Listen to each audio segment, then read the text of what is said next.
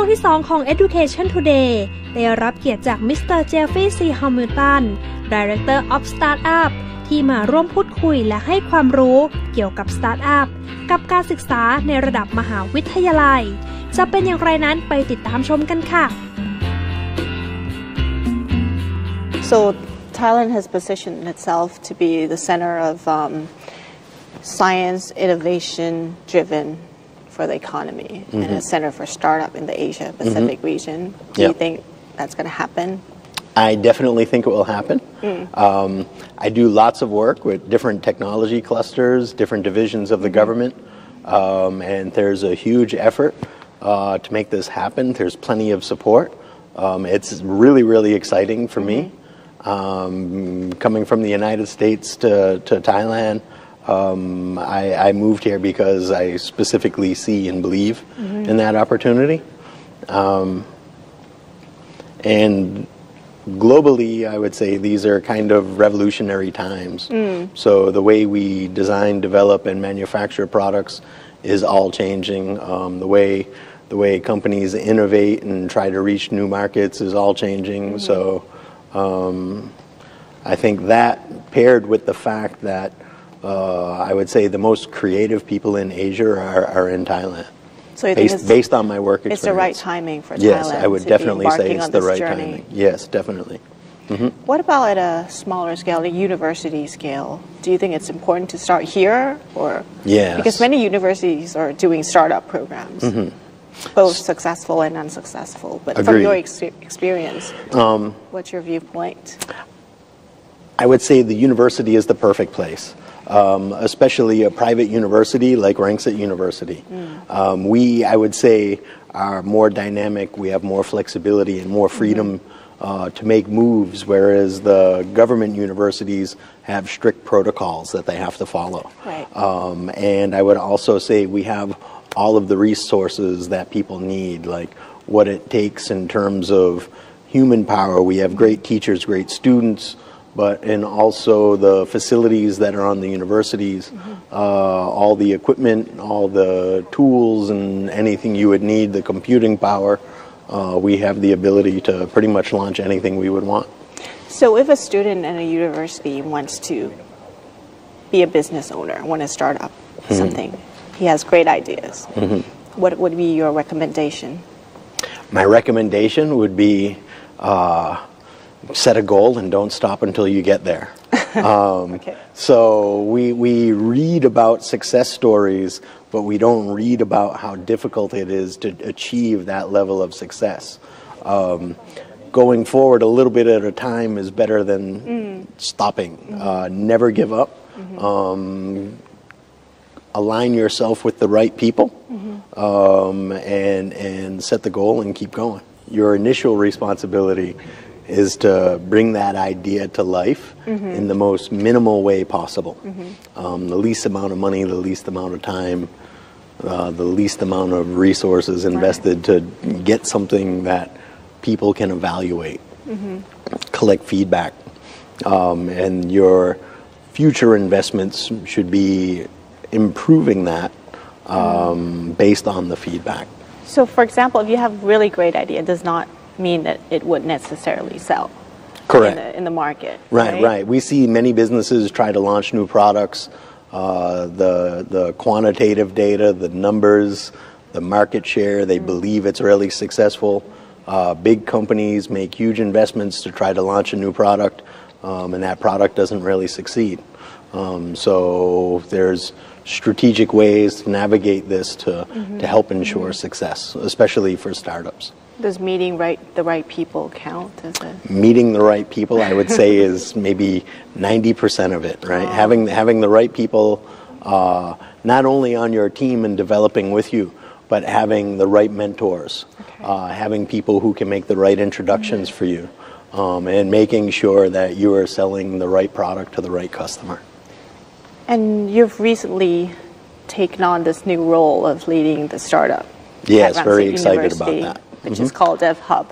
DevHub, Do you want to introduce us to that? Okay, so DevHub right now, we have recruited and hired some really fantastic, dynamic people who are going to support the different startup groups in the university.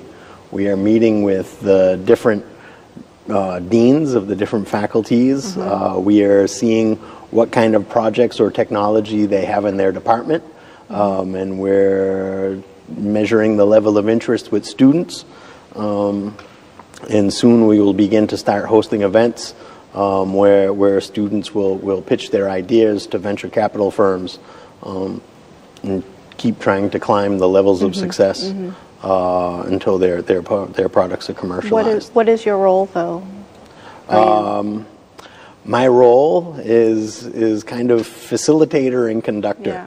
Yeah. So I will not only help teach and coach and train the teams, but I will bring venture capital firms to meet these teams. I will be kind of the conduit of launch and success. So right now we're talking with venture capital firms in Singapore, Hong Kong, China, and then some of my relationships in the United States. So there's lots of interest building for this, for the DevHub. Many universities, besides Rangsit universities, are also starting their own startups, some with more experience. What do you see as a successful, the competitive advantage that Rangsit has over other universities, if any, of course? I see the competitive advantage in being a private university. The public universities, they're great schools, they have great teachers, great students, but the system that operates these schools tends to be very slow, very bureaucratic. And us being a private university, we have the ability to make moves faster. We have the ability to recruit and do things with the outside world, I would say, a bit more smoothly. Right. This is more attractive for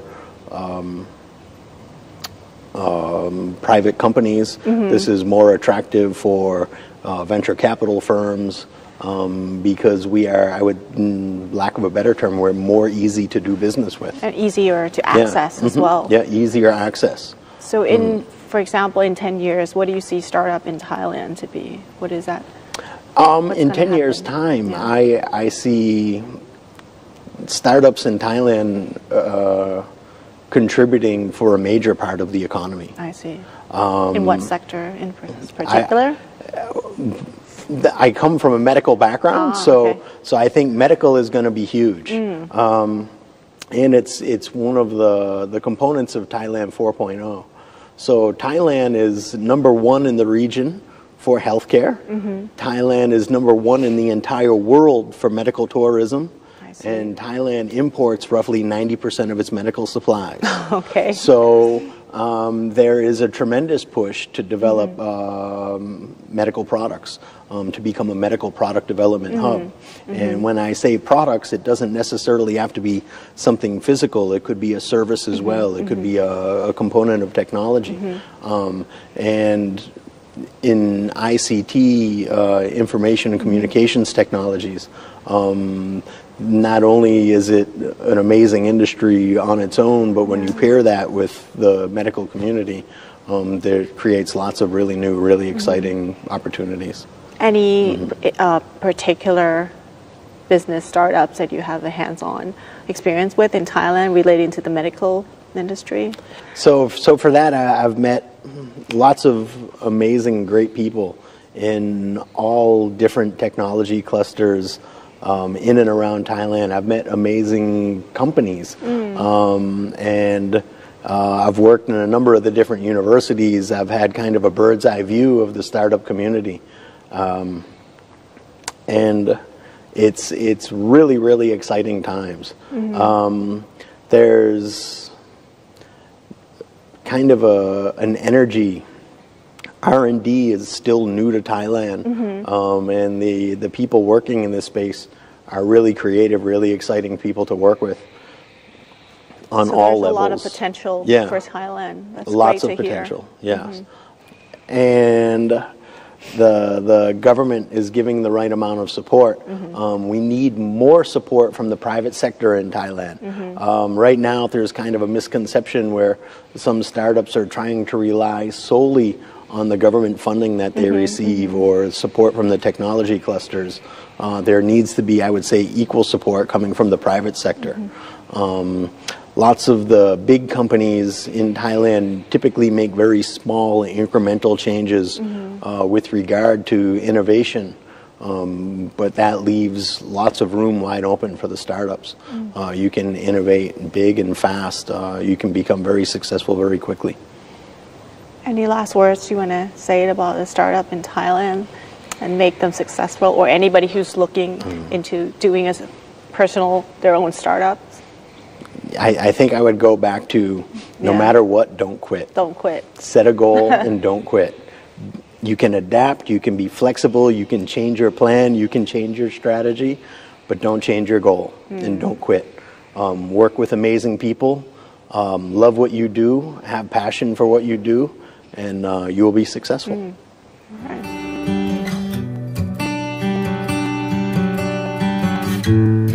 หลายคนคงได้ยินคำว่าสตาร์ทอัพกันมาเป็นระยะเวลาพอสมควรแล้วทั้งในและต่างประเทศและในประเทศไทยปัจจุบันก็กำลังผลักดันให้เกิดสตาร์ทอัพใหม่ๆเพราะเชื่อว่าสตาร์ทอัพจะเป็นอีกหนึ่งกลไกที่จะช่วยผลักดันประเทศไทยไปสู่ประเทศไทย 4.0 เช่นเดียวกับในประเทศอื่นๆทั่วโลกที่พยายามขับเคลื่อนเรื่องสตาร์ทอัพเช่นเดียวกันรายการ Education Today หมดเวลาลงแล้วพบกันได้ใหม่ในสัปดาห์หน้าทุกวันเสาร์เวลา 10 นาฬิกาถึง 10 นาฬิกา 30 นาทีทางสถานีโทรทัศน์ News 1และนี่คืออีกหนึ่งรายการคุณภาพจาก RSU Wisdom TV ทีวีแห่งมหาวิทยาลัยรังสิต